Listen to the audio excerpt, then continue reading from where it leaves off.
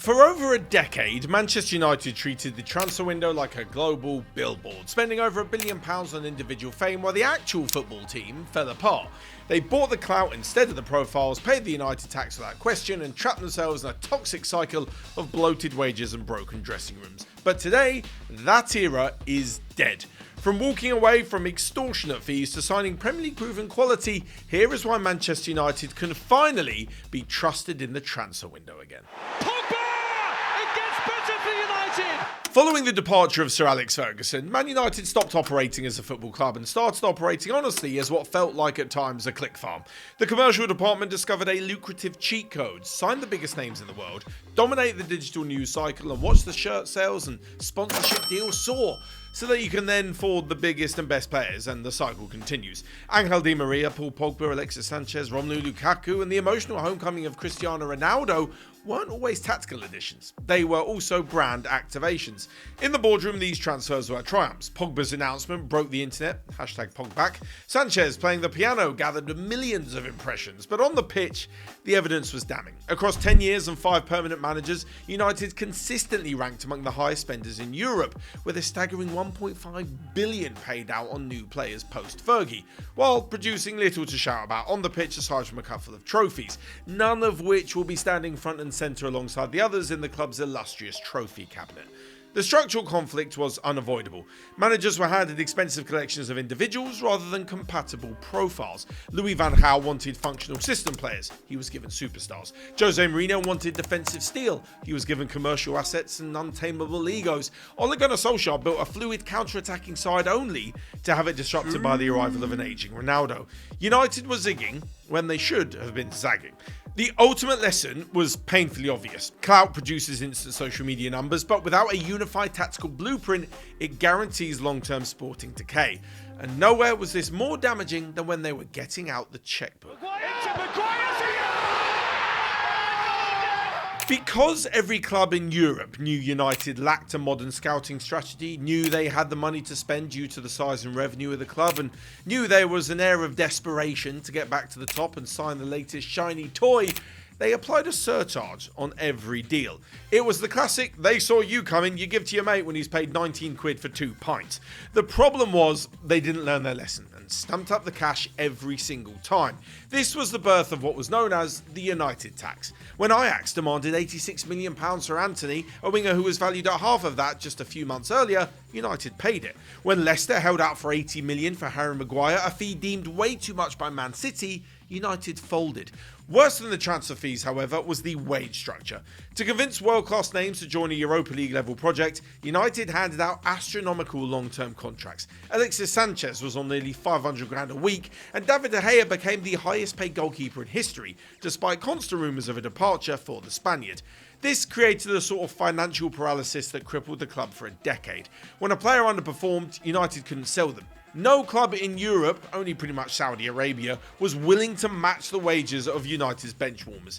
Players like Anthony Martial, Donny van der Beek and Eric Bailly sat on high salaries for years, eroding their market value to zero while soaking up big chunks of the wage budget. Internally too, it was a nightmare because when a long-standing player or new signing sees a teammate earning 300 grand a week, wage demands across the entire squad skyrocket. It destroyed the dressing room hierarchy and left the club unable to manoeuvre in the transfer market without risky moves or suffering big losses. United's greatest weakness was a total absence of, let's call it, walking away power. By overpaying for everything, they built a cage that kept bad players in and modern success out. And perhaps the most damning of all signings was Jadon Sancho. £73 million to sign him, 5 years of inconsistency coupled with a few loan spells away from the club, hundreds of thousands of pounds per week in wages, and then released on a free at the end of it all.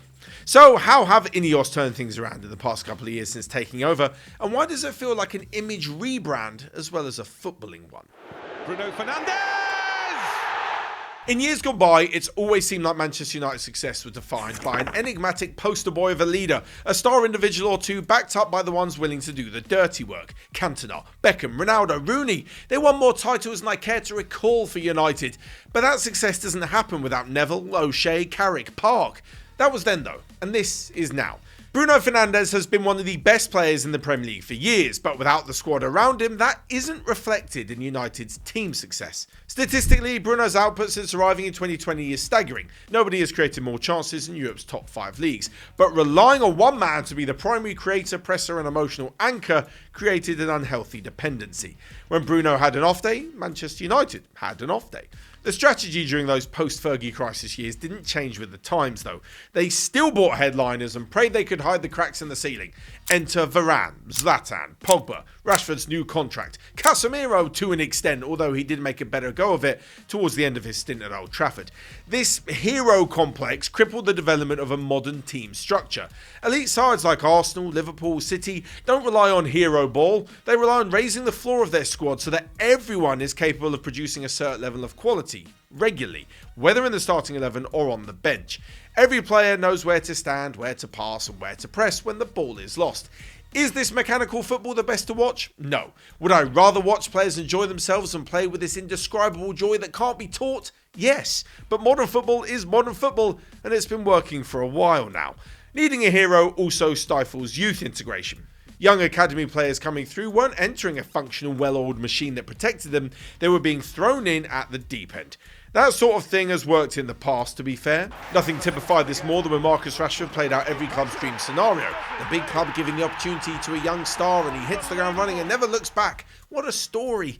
You don't, however, need me to explain why that isn't the greatest of strategies, because you just can't rely upon it.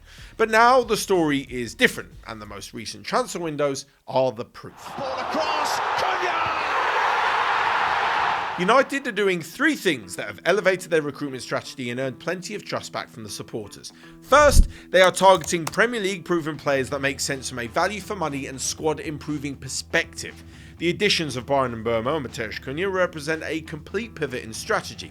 Let's face it, going from shopping at Real Madrid and Borussia Dortmund to Wolves and Brentford is quite the brand switch. They aren't vanity signings designed to sell shirts around the world, but high-intensity, ready-made, proven profiles bought in to win matches in the Premier League. Secondly, they've got rid of an astronomical wage bill in favour of something more structured. Gone are the De Gea, Casemiro, Varane and Sancho days. Now salaries are reportedly all kept under 200 grand per week. That probably explains why Sandro Tonali wasn't of interest with his £270,000 per week deal at Spurs that would have blown the bloody doors off that structure immediately. It's also evident in the wages of Mbeumo, Šeško, Cunha and now Tielemans, all between 150 to 180k per week. And lastly, United have rediscovered the most powerful tool in negotiation. That walking away power I mentioned earlier. When faced with crazy ransom-style demands to targets like Fernandes from West Ham, United didn't panic or overpay, but calmly walked away. Instead, they secured Youri Tielemans for an incredible £35 million release clause, a move driven by his suitability to United's starting 11 and financial sanity behind it all. You could say that the quiet, pragmatic move lacks the thrill of a £100 million marquee signing that a club like Manchester United need to be seen to making. The big moves, drawing in the big names and the show-stopping talent. But why would they continue to bang their head against the wall if it doesn't work? Tielemans provides immediate control and experience in the midfield, and he also does it without blocking the development runway for the talented 𝗘𝗫𝗧𝗏. He remains the long-term heartbeat of the midfield. The throne is still his for the taking eventually, but for now, he's supported by experienced heads rather than overshadowed and competing with someone the same age who could literally block him for his entire career. For the first time in over a decade, United aren't buying to solve a PR crisis or win a transfer window. They're buying to assemble a sustainable, modern football team, one that can compete not only at the top of the Premier League but in European and domestic competitions too. PSG have proven that ditching the superstars can reap rewards, and whilst they are in a completely different domestic situation to Manchester United, it's not a terrible model to follow. As the saying goes, Rome wasn't built in a day.